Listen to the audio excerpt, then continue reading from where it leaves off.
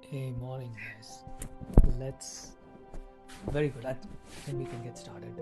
So today's topic is detachment, and detachment. Typically, the way we understand it, somehow there is a sense of like being aloof and removed from things, and which maybe kind of comes from different places, right? We think that. Hey, Pratima, welcome. Hey, good Morning, morning. morning. So detachment comes from we think that it is being far removed from things, being away, being a little aloof. There are various things that you associate with detachment, right? But detachment is such an empowering thing. Is something I know. 15 minutes, a very short time to cover a topic as brilliant as this, but we'll do what we can. So so the thing with detachment, think about it, is why do we need detachment? A general little bit of a dose of a detachment everybody can understand is quite nice for us. But why would we need it? Um, it's the main reason is that if you think about it, what we identify with can make us suffer and almost always makes us suffer. So, good example that we've used many times before. You remember my example of driving your car, parking it in the station, taking your train, going to the city on work. You come back and you see that your car is damaged and you suffer. Uh, and then you realize that hey, hang on a second, that's not my car. And then you look a few cars down and say, oh, that's my car, and then you check it with the keys. And that sense of relief you get, um, and probably a little sympathy for the other car owner, and you walk away, right? So this is something we have talked about before, which is that what you identify with makes you suffer very clearly. Very clearly makes you suffer. So and the funny thing today is, if you look at it, what are the things we identify with? We identify with so many things. Generally in life, we identify with pretty much everything. This is my house, this is my car, this is my like possessions. And then coming even closer, this is my child, this is my family. um, and and of course, as we age, I am getting older, I am getting weaker, I am not as strong as used to be, I have been diagnosed with a disease. So anything that we identify with can and will make us suffer, and that we know, right? We experience it every single day. Now, where our knowledge comes in is in understanding that uh, when we meditate, we understand that we really are not this body, nor are we this mind.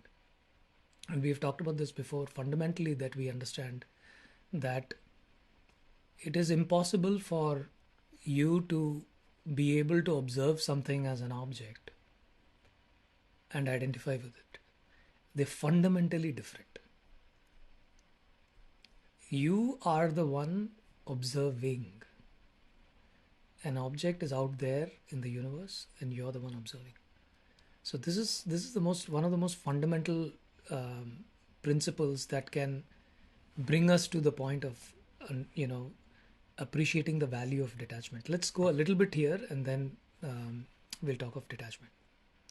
So you, as you identify yourself with, because in through the day we from the time we wake up in the morning to the time we do all the tasks that we do and engage with people and engage with the world, with our body, with our mind, and give it all we have, clearly we identify with this individual person that is doing all of that, which is absolutely needed. Otherwise you cannot operate in the world. So it's absolutely necessary. It's a wonderful thing. But along with it come problems, because this keen, um, humble, pious, dedicated person is doing things for so many people, not many people may appreciate it the way you do. And then you face setbacks, you face criticism, and then that affects you. So, so through the day, as we operate, if it were possible for us to operate in a way that we know the limitations of these instruments that we carry to operate in the world, knowing fully well that they don't really affect us. If we were to have that kind of a switch, that kind of an understanding, then wouldn't it make our lives a little easier, right? So, so where does that come from? Again, going back to the reason why meditation becomes so crucial, why I keep telling you guys that practice meditation daily, because when you do it daily, in about 7 or 8 years, for sure this is embedded in you. I've been meditating that long and I am relieved because of it. So the benefit is there and it is as sure as daylight. Then why would you not do it? It's as simple as that. So it goes like this. When you're in meditation, you are able to anything I said anything that you identify as an object is not you, clearly. Why is that? Because you are this conscious awareness. Fundamentally, that's what you are. We add layers on top of it. We add like a body and a mind and a feeling and thoughts and emotions and intellect and our memories, and we get that whole package in and we say, okay, this is who I am. But the idea of meditation is to kind of open up that package a little bit and to separate the pieces out as much as we can. We go deeper and deeper and deeper. And we find that the more quiet we are, the more silent we understand that we are nothing but this conscious awareness. And I'll give you a simple example to understand this, right? Um, in our meditation, we you can you can perceive the sensations in your body, then you can perceive the sensations in your breath, your energy levels, and then your thought, and then any mantra that we're using, we are kind of vocalizing it inside the mind. So it's the mind that's operating this, nothing else. Physically, it's all not. And then at some point, when we bring a silence into the whole thing, for a brief moment, there really is nothing that you perceive. There is nothing to perceive. And then you come out of your meditation absolutely sure that you meditated, that you were there and meditating. So it's like this, right? If you were to so remember I said that if there are objects and you can perceive those objects, then you are the one observing, you're the one perceiving them, and they are not you. Simple. So if you same analogy for that would be if you walk into a really dark closet, a really really dark closet, right? Pitch black. We've all had that experience. Now you're able to see nothing. So what is more likely to have happened? Did you, and then you step out and you carry on with your work. What is more likely to have happened? That you lost your sight for a brief moment and then you regained your sight?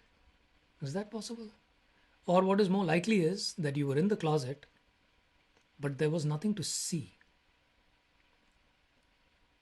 Right? So the thing is this: the objects are all there, but there wasn't any light for you to be able to see it. Right? There was nothing to see. So similarly, in your deep sleep, every day you go to sleep and you wake up. You wake up knowing that you slept well. It is you wake up you wake up refreshed, and everybody longs to sleep. It's something that we enjoy. So so keep that in mind. This is something that we will keep coming back to in our meditation because this is fundamental to meditation. This is why we meditate. Now coming to the topic of detachment, right? When you know that after having removed all these different layers, that there is really nothing for you to identify with, and that you are always here in this mindful moment Anywhere in the middle of the day, you take a pause and you just stop and you notice that I'm here. Things can change as much as they want to outside, but here I am and I am okay. So, this is something that is not a matter of belief. There's no faith involved here. It's a matter of knowing. So, when you know this, then you're free, which is why an enlightened person is free from worldly attachments, because no matter what happens, they're free. They know that they are okay. I am consciousness and I'm completely unaffected by anything that goes on outside. Now, can you give yourself to the world completely? Totally. Absolutely, totally, you can give yourself to the world. What do you want for yourself? What does this person need? It seems so silly and so petty in comparison to what the world needs. So you go out and you're out there helping people. So I'll just close with one of my favorite stories, and then we'll go into the meditation. So imagine one of the biggest technocrats in the world, who's made it really big in business, extremely rich, extremely powerful, is has invited an enlightened sage to his to his place. They're having a conversation, and he's kind of showing him around. And then while they leave, this business man tells the sage that I'm really grateful and thankful that you came, and that it is quite remarkable what your sacrifice is, that you have given up everything worldly. Imagine all the wealth and power and pleasures of the world that the world has to offer. You've given all of that up. Your sacrifice is tremendous, he tells him. And the sage smiles. And he says, oh, no, no, no, you get it completely wrong. In fact, your sacrifice is far greater. So the businessman is totally confused. He says, what are you talking about? He says, yeah, you have given up that one thing which is more valuable than anything that you will ever find in the entire universe. For what? For petty things like money and pleasure. Whose loss is greater? Whose sacrifice is greater? I've not made any sacrifice. I have everything I need. So this comes from knowledge of who you truly are. This is consciousness. So today's meditation, we'll meditate on Krishna, on Vasudeva. So so let's settle down. Close your eyes, settle down, take a few deep breaths, and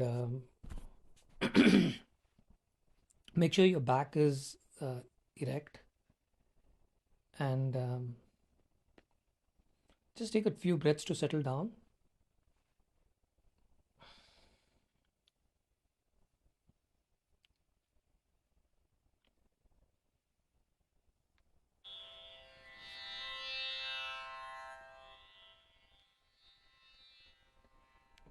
So just relax your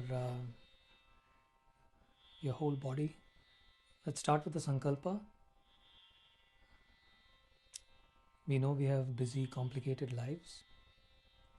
It's just for the next 10 minutes that we give ourselves permission to dedicate ourselves completely, give ourselves completely to this meditation. Relax your toes, your feet, your legs. Relax your knees, your thighs. Observe your hands resting on them. Feel the weight of your body on your seat.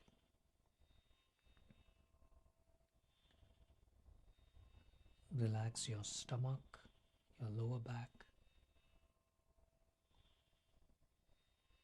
Relax your chest and your upper back.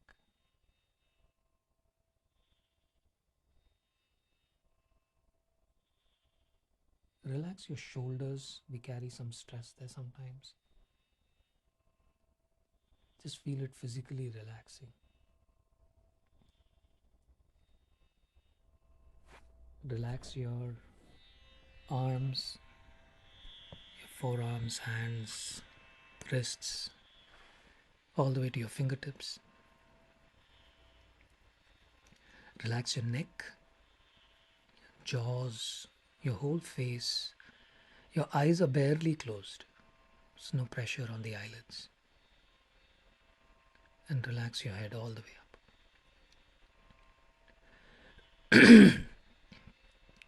Let's chant Om 3 times to get started.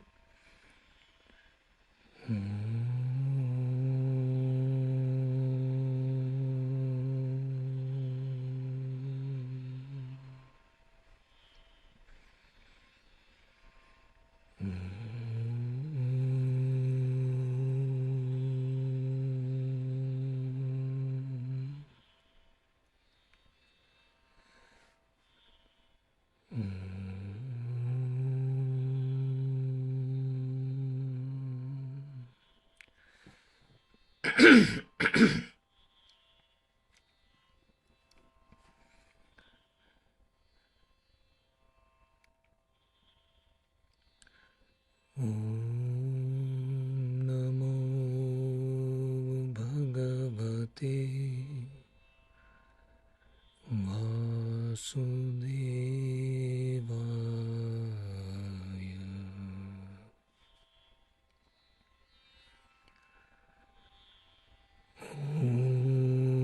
Namo Bhagavate Vasudevaya.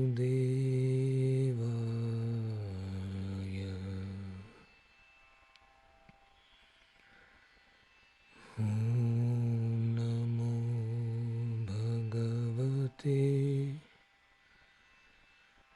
Vasudevaya.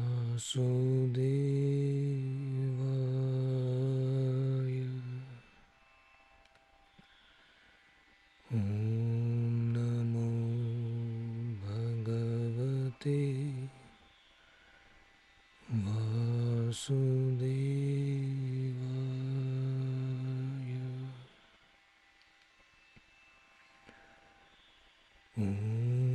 Namo Bhagavate Vasudevaya.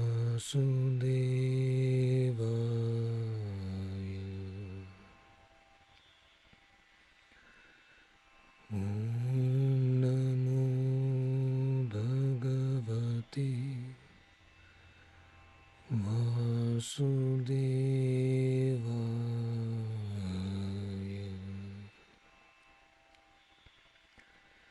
Namo Bhagavate Vasudevaya.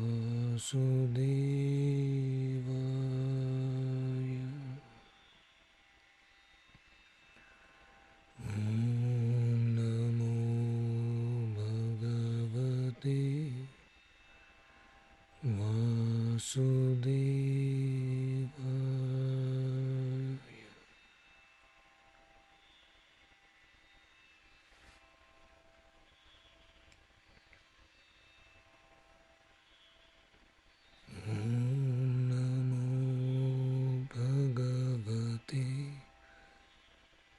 Vasudevaya.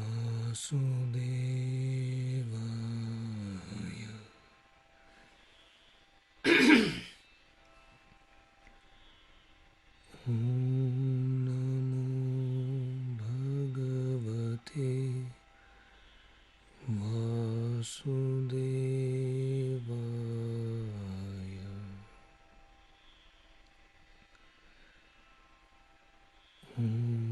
Namo Bhagavate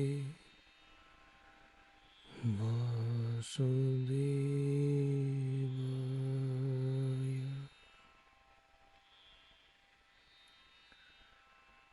Om Namo Bhagavate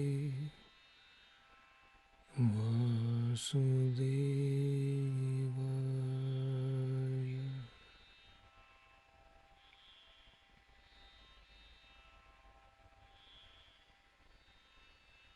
Chant softly.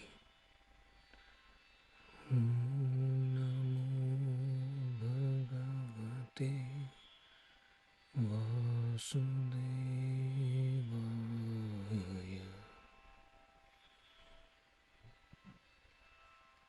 Om Namo Bhagavate Vasudevaya.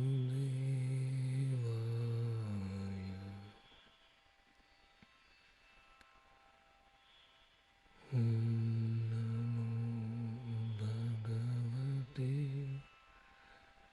Vasudevaya.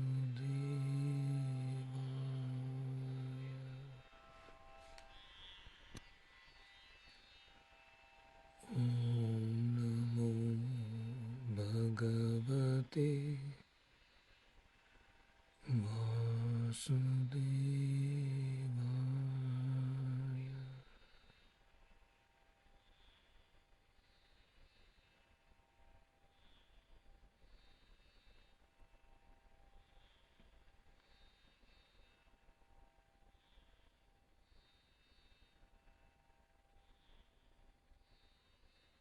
Chant silently.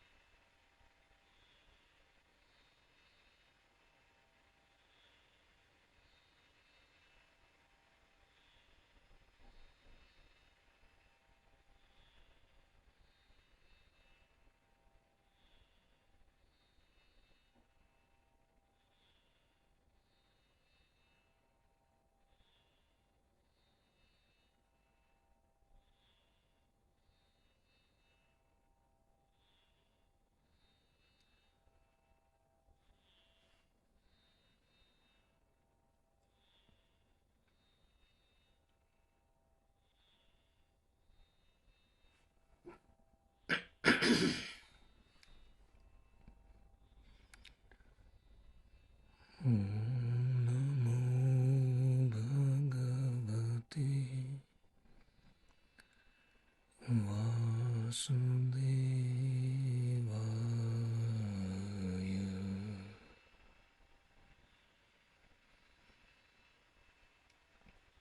Om Namo Bhagavate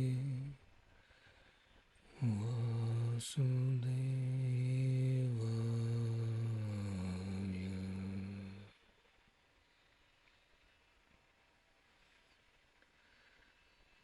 Om Namo Bhagavate Vasudevaya.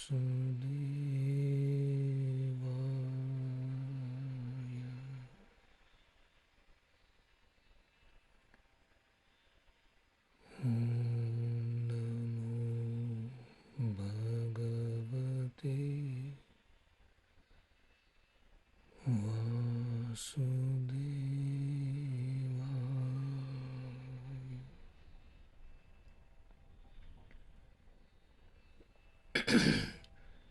Om Namo Bhagavate Vasudevaya.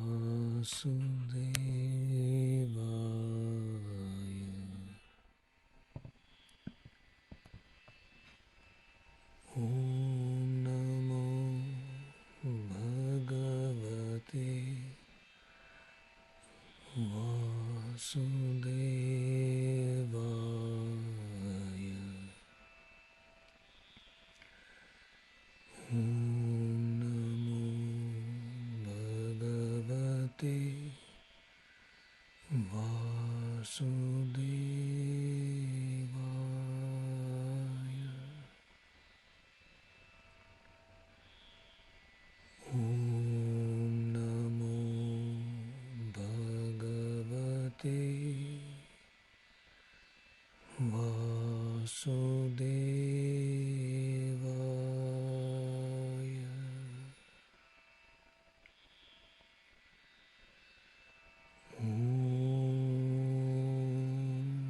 Shanti, Shanti, Shanti.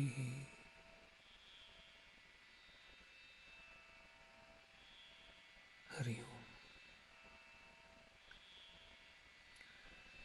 You may stretch your limbs, open your eyes.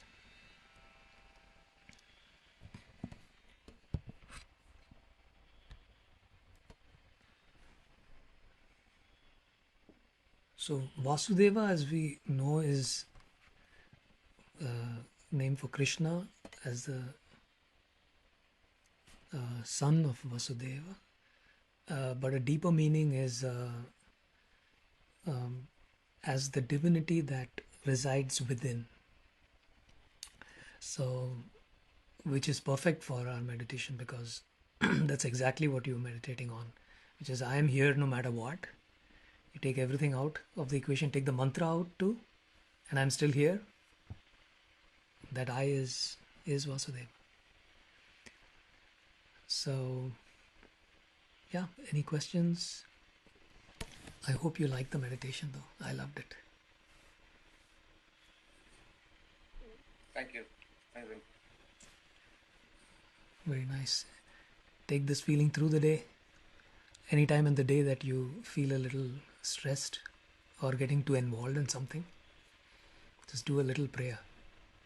Be nice. All right, take care. Have a nice day.